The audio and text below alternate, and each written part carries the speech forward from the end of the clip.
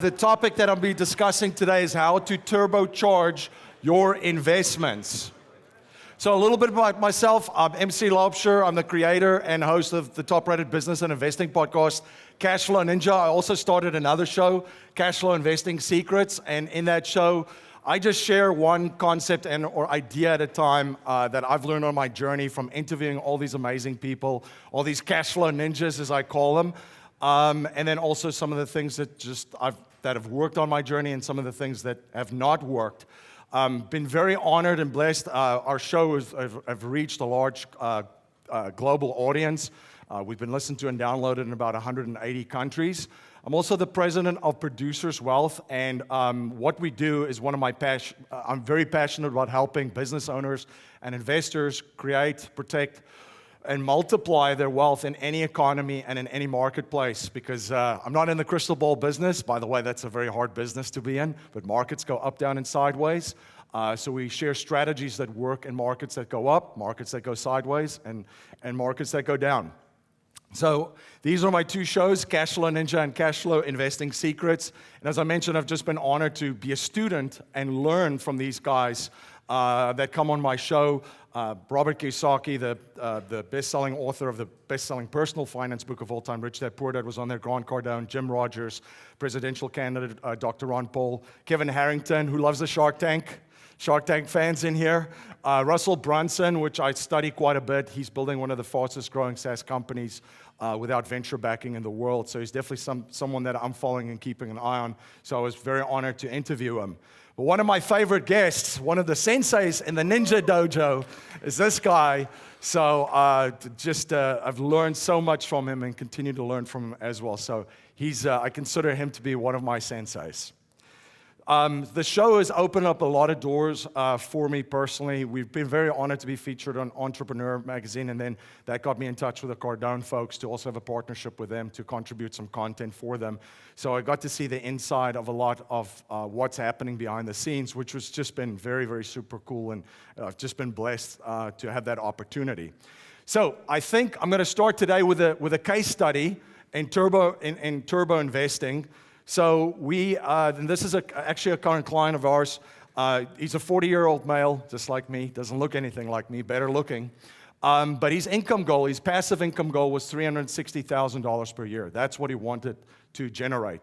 And he loved mobile home park syndication, so that's how he wanted to accomplish that. And he was going to do that as a limited partner just through syndications, right? And he was getting a pref of about 8% at that stage that we were looking at. So he's a high income earner. He's saving and investing about $200,000 a year and putting that away. So what are some of the results? Just doing what he's doing, in 22 and a half years, just following that strategy, if he doesn't reinvest any of the cash flows back into the syndication part, he's looking at 22 and a half years. He will have $4.5 million deployed. My calculator tells me at 8%, that's $360,000 per year of leveraged income, passive income that he's going to have. Again, we didn't reinvest the cash flows. If we did, it would be about 11 to 12 years, but he would have accomplished that. So how do we put a little bit of rocket fuel on that? So what we showed him is by funding a specifically structured life insurance policy first. I know we'll get there. Hold on to your seat. A specifically funded life insurance policy first, funding that to $200,000, and then collateralizing it and leveraging it to invest into the mobile home park syndications. What's that going to look like? Well, if he didn't reinvest any of the cash flows in 20 years, he would have $4.5 million deployed, right? If he did, it would be approximately the same time frame.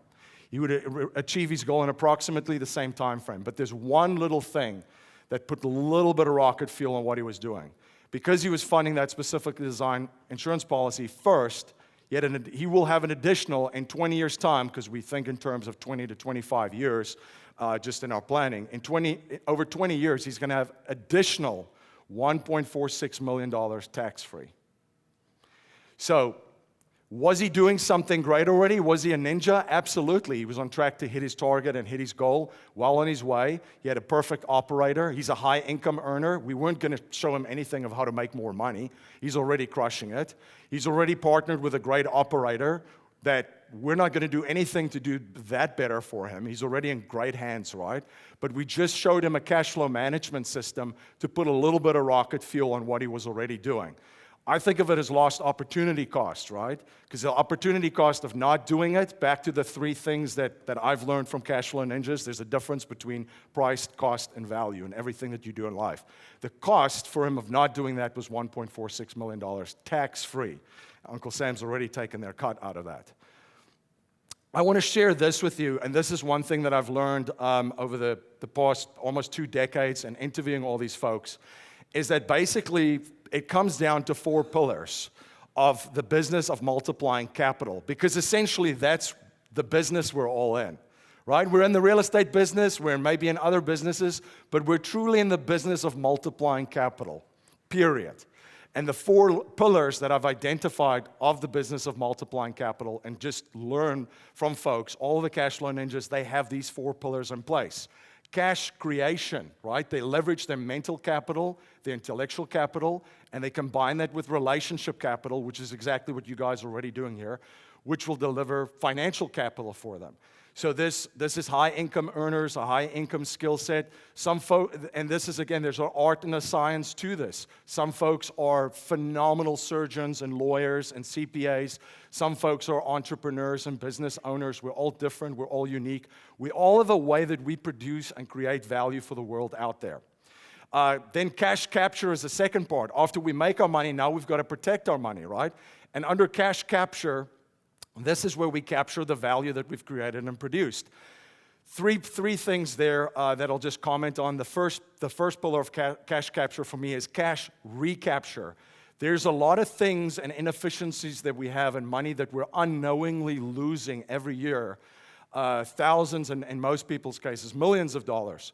So by paying attention to that, we'll find a lot of cash flow leaks. Transparency. I have a meetup in Newtown, Pennsylvania. I had a great conversation with my folks. I found a cash flow leak last week just by having a discussion with folks. I was like, wow, I could do things better here. So anyone in here paying taxes, we're all paying taxes. Most people, business owners and investors, overpay for taxes, right? So that's another cash flow leak right there. And after you've recaptured the cash, now you've got to automate it. Right? That's the second part, cash automation, and then cash flow banking, which we'll touch on. Cash flow creation is the part where, this is the fun part of my show, right? I mean, the stuff that folks have come up with, and there's some great speakers here that are going to be sharing different strategies for you, but this is part of the art. I've had folks on from investors in Broadway shows, all the way to, funeral homes, real estate, all kinds of stuff. This is the art. This is what you're passionate about, your knowledge base, and the folks that are in your network. Cash control. This is a pillar that by no means should be neglected. We live in an extremely litigious world. In what I'm seeing, where this is all going and where we are at the market cycle, this is one of the things that you really have to pay attention to, because after you've produced and create something, we've captured something, and now we've created assets that generate cash flow. Now we've got to protect it through asset protection strategies, estate planning, and so forth. I don't know, I was reading the other day,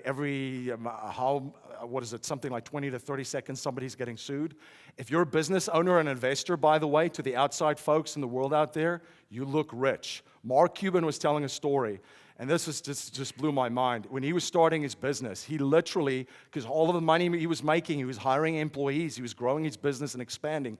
He was literally going into McDonald's and eating ketchup packets just to get some nutrition in him. But to the outside world, guess what? Mark Cuban looked rich because he's a business owner. He's an investor. So you want to make sure that that's protected. I want to share one of my biggest aha moments, and I have many of these. I'm a former rugby player, so I got clobbered and knocked against the head. So I have a lot of aha moments, but one of the biggest aha moments that I had was I sat down in a private family office with folks, and I was like a kid in a candy store, super excited, right? Like, show me the secret. What's going on behind the curtain, right? And it was just amazing how simplistic it was of what they were doing, where their focus was. They had like 4 CPAs, this particular family office that I was sitting in, looking at finding ways to reduce taxes for the family, right? They had other folks looking at different things in the family's makeup because they took a holistic approach to everything that they were doing. Their business was connected to their investments, was connected to their tax strategies, was connected to their legal strategies that they have. It was all connected under one umbrella. And it was just, at that stage, I'm like, we live in a world where we're so focused on one particular thing that we don't understand that it's all connected. Who's ever heard a business owner say, all I have to do is make more money, right? Because that's what they're looking at. What if there was an inefficiency? What if that business owner's taxes was reduced by 20%? Would that put a little rocket fuel on what they're already doing? They're already crushing it and doing well in their business. If you reduce it by 20%, would that increase what that business owner's able to do, right? Invest more in their business, invest in other cash flows, invest in technology, bring in more employees. You know, the same is in real estate. So that was a very big aha moment for me. So a lot of you folks might be and are cash flow ninjas already in your business. You're crushing it. You're making great income. A lot of you guys are already great investors, right? You already have an investment portfolio that's growing. So my goal today is just to share with you some cash flow management strategies that might just put a little bit of juice and a little bit of rocket fuel on what you're already doing, right? You're already fantastic business owners and investors. So anybody read this book? I'm just going to touch on it briefly. Cash flow is obviously a theme on it. It's actually a book about accounting and financial statements, and one of the things in that book really that stood out to me, that there was a debtor and a creditor's financial statement. Not just my own looking at it, because if I looked at my own, I'm like, well, mortgages, HELOCs, auto loans, student loans, credit cards, personal loans, business credit lines, business loans, they're all someone's asset, but they're not mine. They're not my asset on my books. So who is it? It's the banks. Right? Banks play a different game. If you look at the banking system, if I would deposit $10,000 into a bank, and this is just very simplified, a very example of a deposit banking system, but if I were to put $10,000 in the bank and they pay me 1%, you know, I still put money in a bank. They have online bill pay, they have access, online access, and so forth. But let's just say I put $10,000 in and they pay me 1%. The back end of the value ladder of a bank is their lending side. They take deposits and collect deposits, and then they borrow it out. They lend it out. Let's just say that they fund a loan for someone at 10%.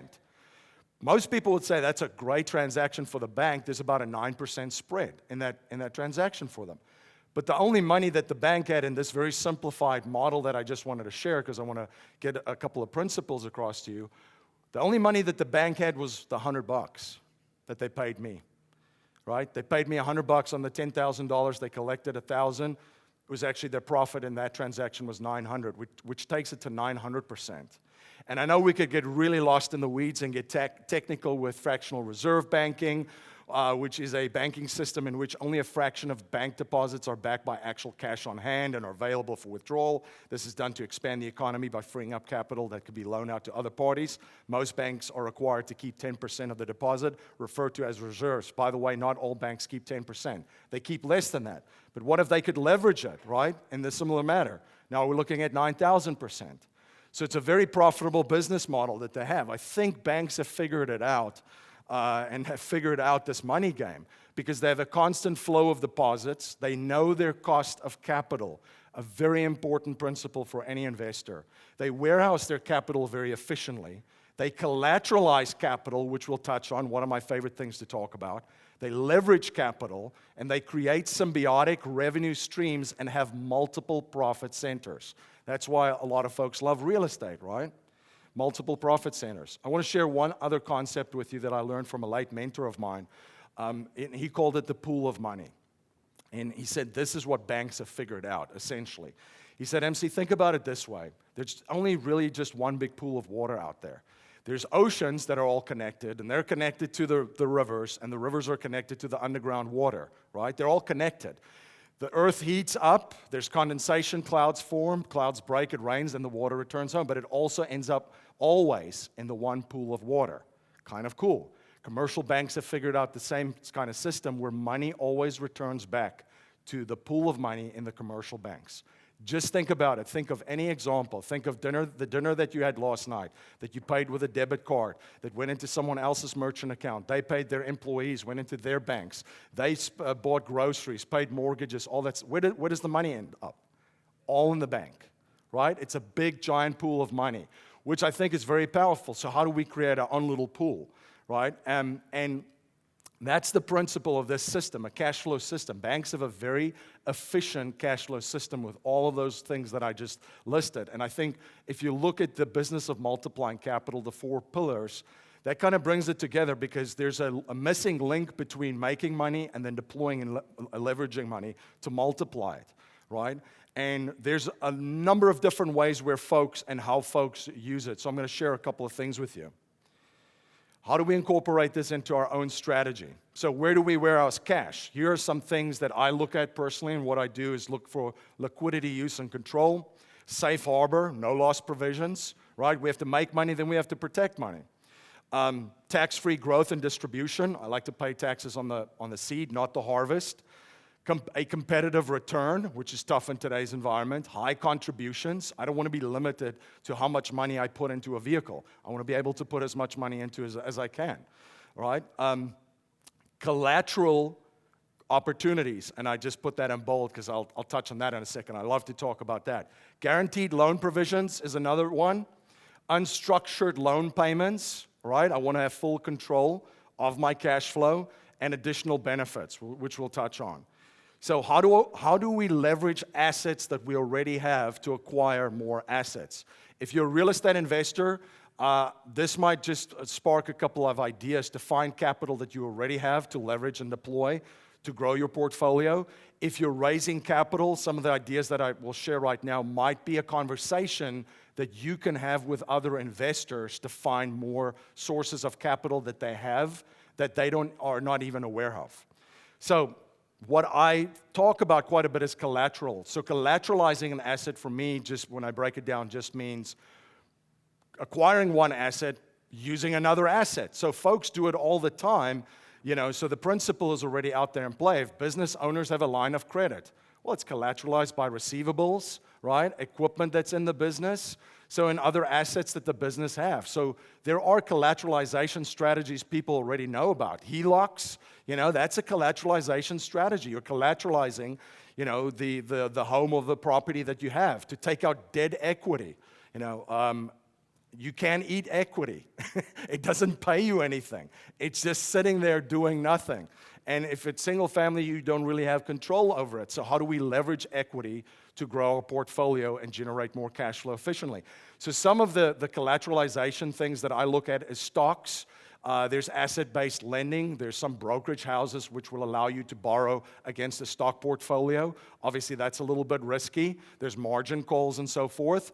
There's real estate. I've mentioned HELOC. When you're looking at multifamily through a refi strategy in your business plan, you're basically taking money out of that asset, keeping that asset that pays you more cash flow, and acquiring another asset, right? Gold and art. Anybody here collateralizing gold and art? It's called commodity-backed finance. You can actually, your gold and silver could be placed for collateral for a loan that you can use to buy real estate.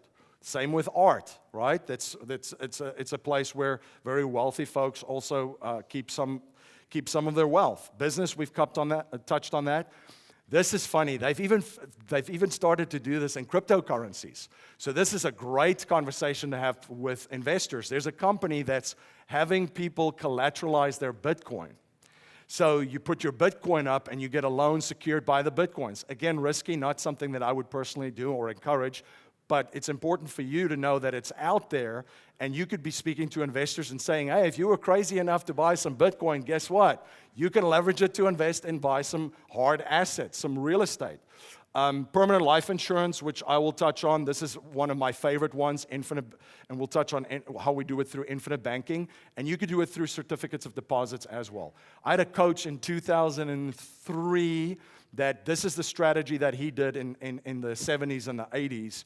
And it basically looked like this. He went to the bank and he said, hey, Mr. Banker, I've got $100,000. Can I get a CD, in your bank? And the banker said, well, of course, we know our cost of capital and we like to acquire some capital. So he puts it into a CD. And let's just say it earned 10% because it was double digits, I guess, in the 70s and the 80s that banks would pay on CDs. But now that same person runs into an opportunity. And he's like, oh no, I just put $100,000 into that CD. There's a real estate deal that's coming out. What can I do? He goes back to the banker and he said, Mr. Banker, how can I access that money? Can I get a loan that's secured by that CD? And the banker said, of course, that's the back end of my value ladder of this business. We're in the business of acquiring capital, and we're also in the business of lending money. So I'll give you 90% of your money that you have on deposit with us to leverage. So what does the investor do? He takes the $90,000 he invests in real estate, and let's just say it was 15% cash on cash that they gave him.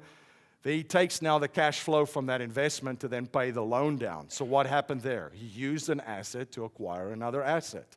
So that's why I love this strategy, and I love all the different classes that you can do. By the way, they all have, there's risk, there's positive and negatives on all of them. You know, that we could speak 30 to 40 minutes on all of those, but I just wanted to drive home that there's way, number one, that you can collateralize assets that you already have, right, to acquire more assets and grow your portfolio and your business.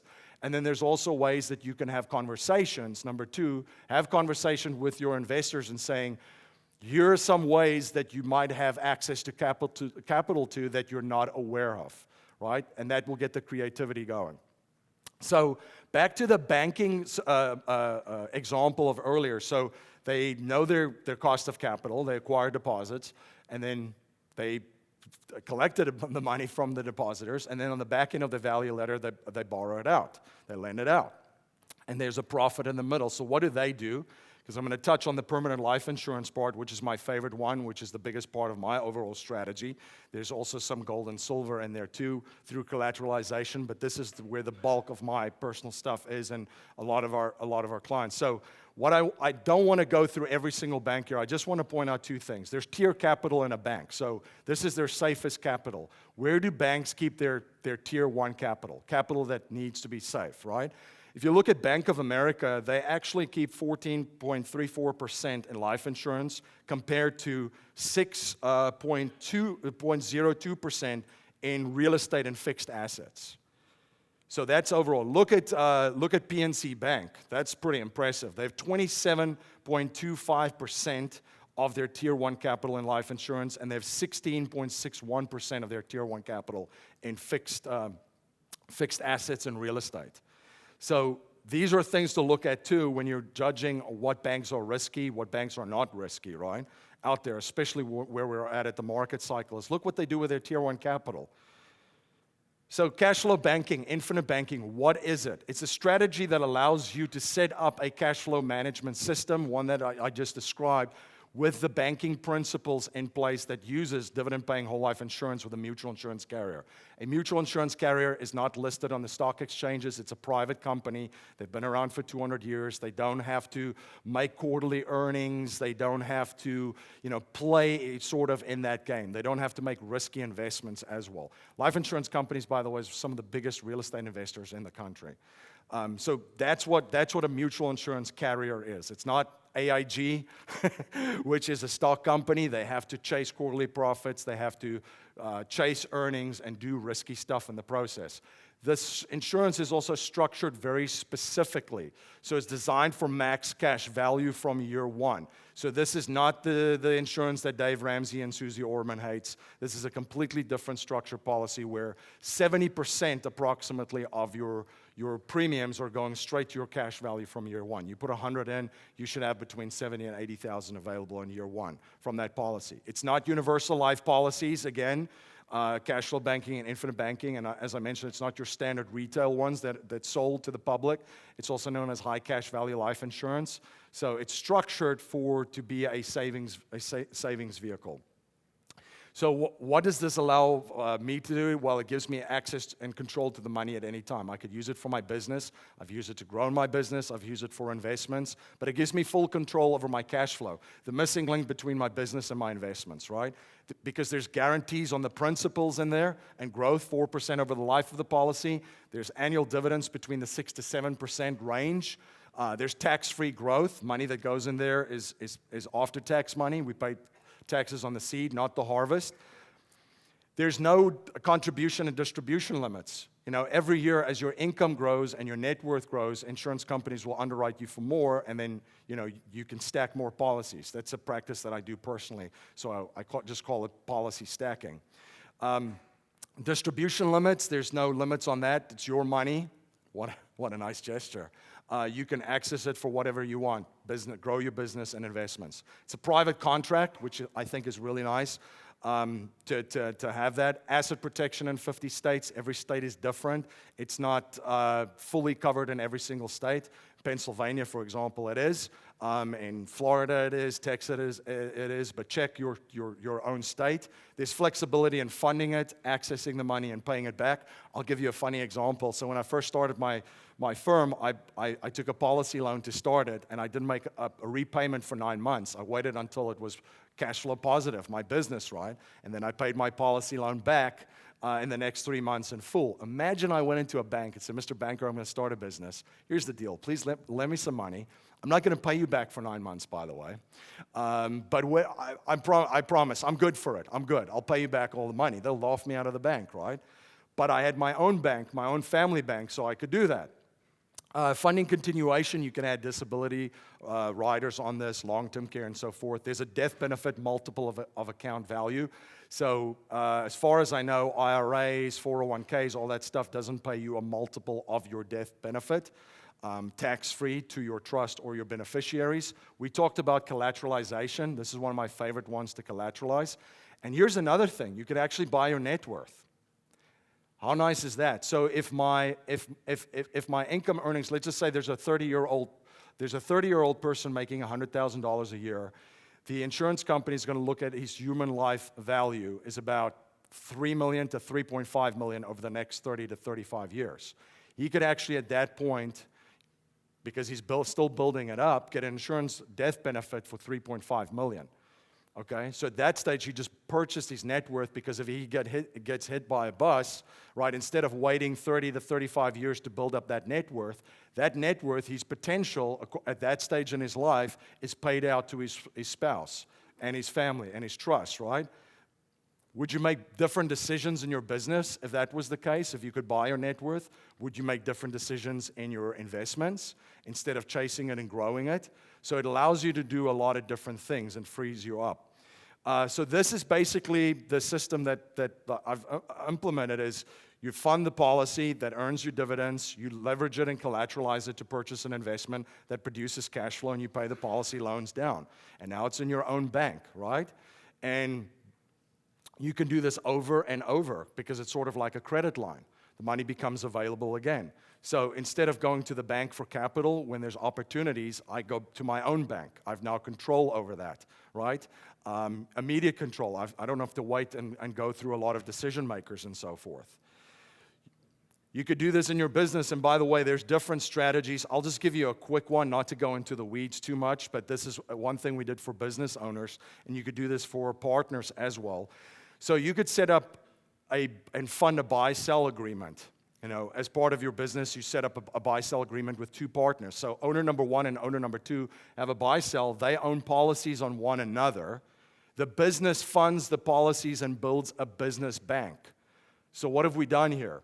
These folks have access to capital to finance equipment, technology, hire key employees, grow their business. And if the one owner passes away, the payment's made to the other owner, and he can actually pay the money to the family and buy his spouse and his family out of the business. Because in most cases, the family members that are involved really wasn't involved in the business and doesn't have the technical expertise that the other owner had. So they just want it out of the business. This gives you the opportunity to buy it out. So we set up a business bank. We set up continuation strategies.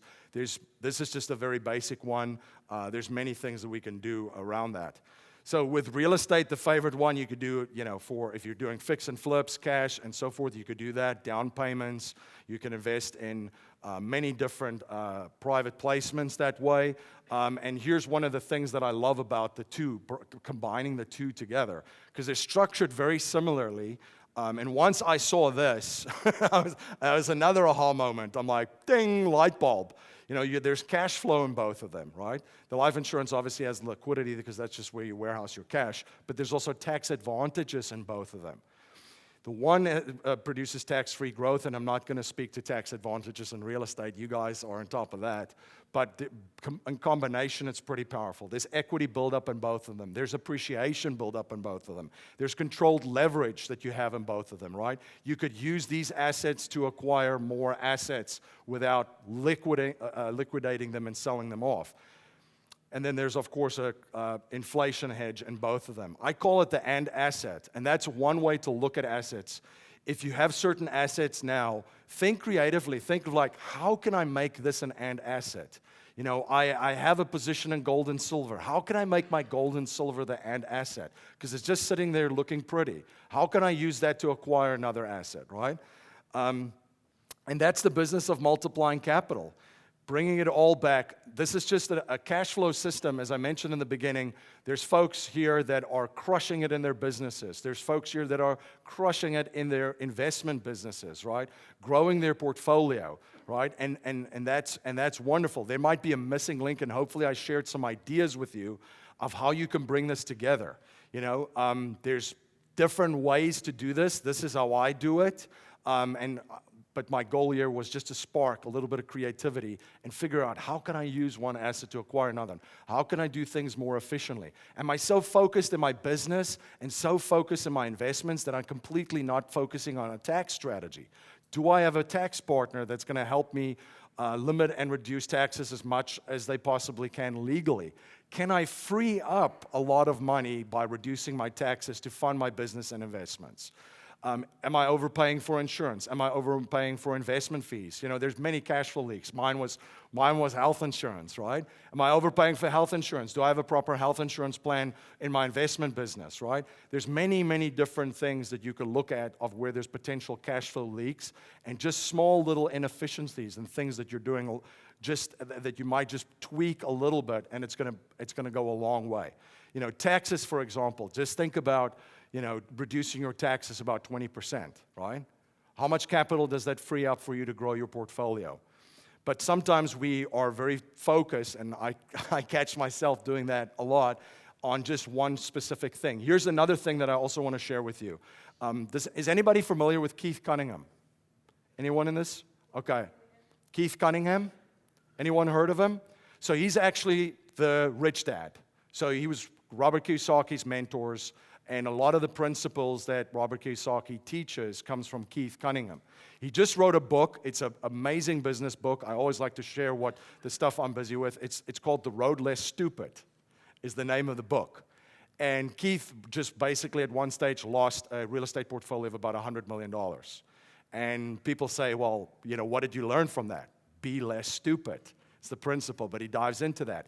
But I want to share a concept that he teaches, and that's thinking time. He blocks off, and he took this from Warren Buffett. Everybody learns from one another, right? But he took it from Warren Buffett, where he blocks off an hour of his day, and he sits down and he just thinks. No phone calls, no emails, nothing. It's usually first thing in the morning. And it's him and his notepad and his coffee in silence. And he asks himself a couple of questions. And one of the questions that he asks himself is, what am I missing? So I would highly recommend thinking time because there's so much noise and there's so many things going on and so many moving parts. Even if you start with 30 minutes, but sit down, think of these pillars and think, what am I missing? How can I do things more efficiently? How can I do things more efficiently in my business? How can I do things more efficiently in my investments? Where's my capital position? How can I self-direct qualified retirement plans that I have right now more efficiently so that I can access that, right? How can I use and position other capital that I have, right? Like I do it with the life insurance stuff. But thinking time is a game changer. It's been a game changer for me, and I would highly encourage you to do that. That's one of the questions. What am I missing? How can I do things better? And then you could dive into your investments in your portfolio because there's a lot of questions. When you ask yourself, what am I missing? And you write down 3 or 4 of them, I just do 3, that'll lead to more questions. What am I missing here? How am I missing it? What can I do better? How can I improve that? So I just wanted to share that with you guys as well. So one of my favorite sayings is, knowledge is not power. Applied knowledge is power and learning, and that's why you're here. You're here to learn, and you guys are action takers. That's why I love this community. Applied knowledge is power. So look at these things. Think about thinking time, which allows you to think about your thinking. It's been a game changer for me. Think of ways that you can do things more efficiently. Think of the missing link between how you make your money and how you deploy and multiply your money. It's an expensive lesson that I've learned on my journey as well. And again, my booth is there. If folks have questions that we don't cover here during this session, I'll be over there to answer any questions. There's a free video series that you can access that I answer all this kind of stuff on if you're interested in learning more about it. And then, Cashflow Ninja's out there. There's about 520 episodes on there of content, just of strategies. There's investors, business owners, wealth experts, all those folks on there. And then in Cashflow Investing Secrets, I just share a couple of things at a time and principles. So I'll do a little bit of a Q&A if you folks have some questions. So let me see if anyone has some questions. Yes, let me.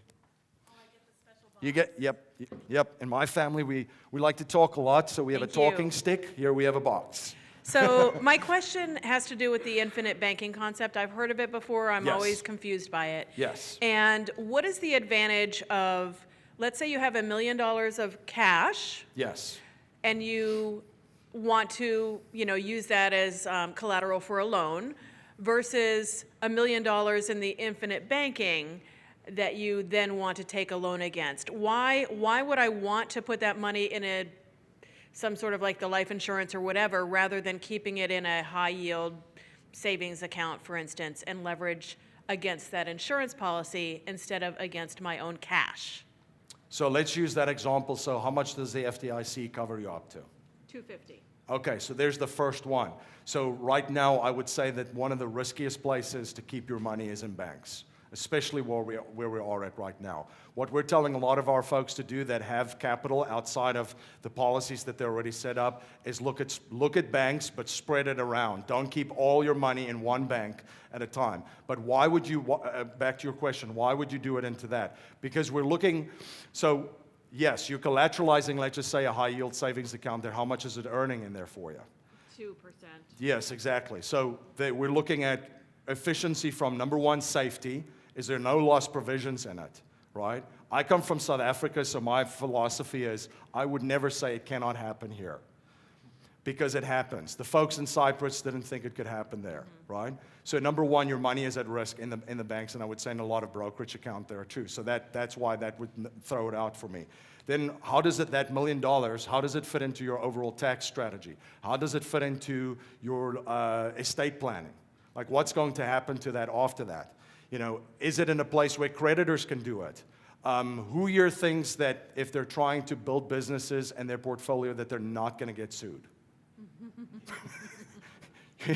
I was told by a mentor, he's like, MC, you've got to get it under control ASAP right now. That should be a priority, because you will. So number one, it's protected from creditors into that. It's out of harm's way, out of the banking system. It's, again, your money's moving, doing multiple things simultaneously. You also have the death benefit in there, a smooth transfer to your estate plan, right? Other things in there is the tax-free growth. I like to pay taxes on the seed, not the harvest. So, for example, using that example, you're going to pay taxes on the money that's growing in the bank, which is at risk, not providing a death benefit, not growing tax-free, and all the other things. What happens if you get, disabilities and that kind of stuff is in that too. So it's just a protective strategy instead of just repositioning capital more efficiently. That's why I do it. Just because of that. I don't like anything at risk, and again, with lawsuits, if you have a large amount of money sitting in a bank, and it's not in an LLC or a business account, then you're definitely exposed. And I'm not a lawyer, I don't play one on YouTube, but I know there's some serious risk there involved. Does that answer your question? Yes, it does. Thank you. Perfect. Any other questions? Hey, MC, I have a quick question. Sure. What happens if I'm uninsurable? Is there any strategies there? That is a great question. So you actually don't have to be the insured person on a policy that you own. So for example, in that business example that I showed you guys, so there were two insured folks, but they own policies on one another. So if you're uninsurable, you can own policies on someone else.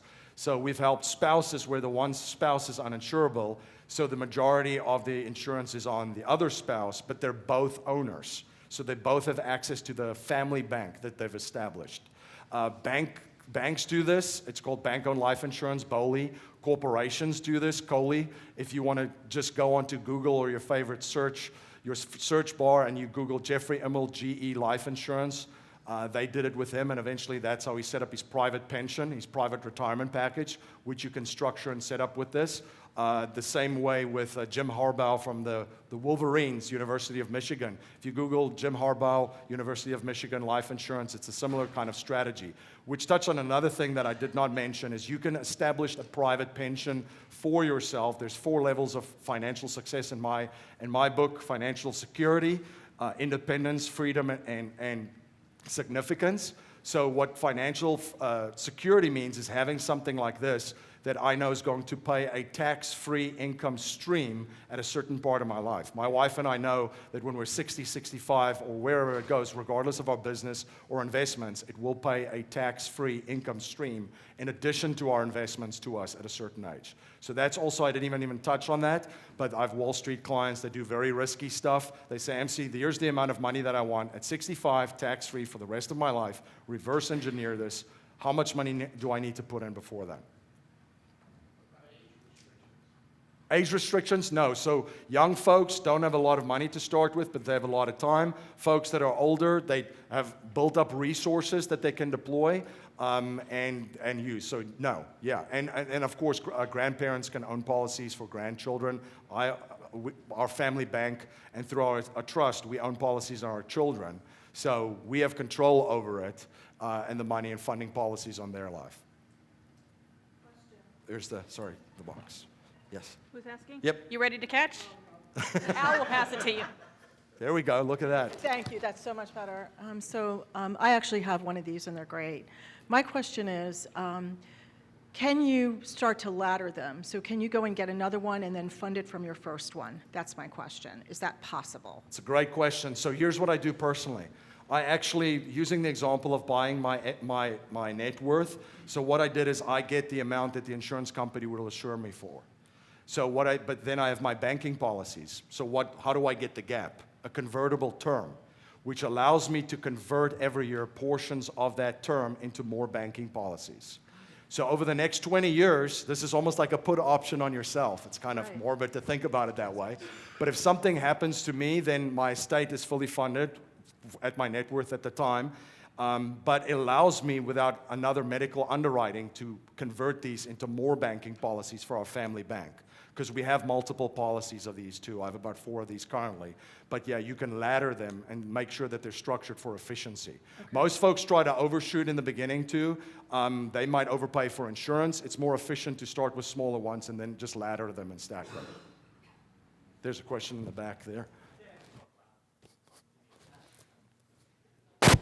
There you go. I was actually a little nervous over there.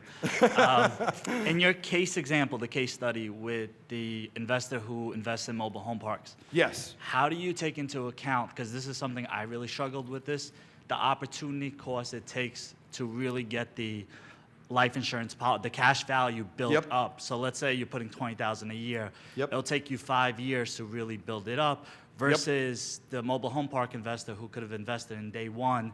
In year 5, that might have been a double on his equity. That is a great question. That's a great question. That's basically it. Yeah, so here's the way to thinking of this is long range and big picture, right? If you're going into this short term, and by the way, this is the negative part of it. So we got to touch on the negative too. It takes time to build this up. You can build it up quickly and sufficiently, but it takes time. It's not a Bitcoin that's going to turn into $1 million overnight. It's just a very systematic way of saving money more efficiently. So it does take a little bit of time to build this up. Here's how I look at it: price, cost, and value again. And I think through my coaching program that I'm in, I think in increments of 25 years. And that's what I would say. If you look at it big picture, in the short term, in 5 years, does it make sense for him? No, he's probably looking at this, if my window was 5 years, could I do something different? But if you think about it over 20 years, and that's why I use the example over 20 years, is if you think big picture in 20 to 25 years and consider everything holistically of what you're doing, yeah, it's very, very powerful. But if you're just trying to go in and out and do things quickly or try to buy a Bitcoin that turns into, it's not a get-rich-quick scheme. It's just a disciplined way of saving that's part of a system. It's also not the magic bullet. It's not going to cure all illnesses and take away all of the different things. It's just something that you can plug into what you're already doing to do it a little bit more efficiently, and maybe in that case study's case, they recapture a lot of lost opportunity costs. So MC, we could take one more question, and then we're going to go to break. So perfect.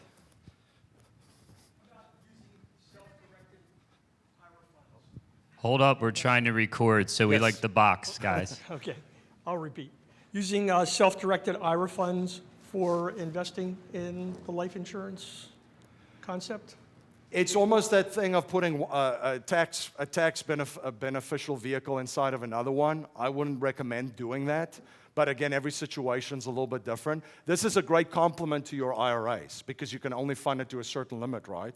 If you're funding IRAs already and there's excess capital, this might be something, another bucket or another vehicle outside of it. On the back end, in terms of, I was actually looking at it on the back end in terms of being able to pull money out. Yes. And not have to pay the taxes on the back end, realizing that you're not going to get any, you've already, Yes. you've already taken the deduction on the. Yes, you on the front can. end. You can distribute it from IRAs into something like this on the back end. There is a taxable event, however. You cannot roll an IRA into something like this. You cannot. That's No. what I wanted to know. Yep. Thank you. Perfect. Thank you so Yeah. much, guys.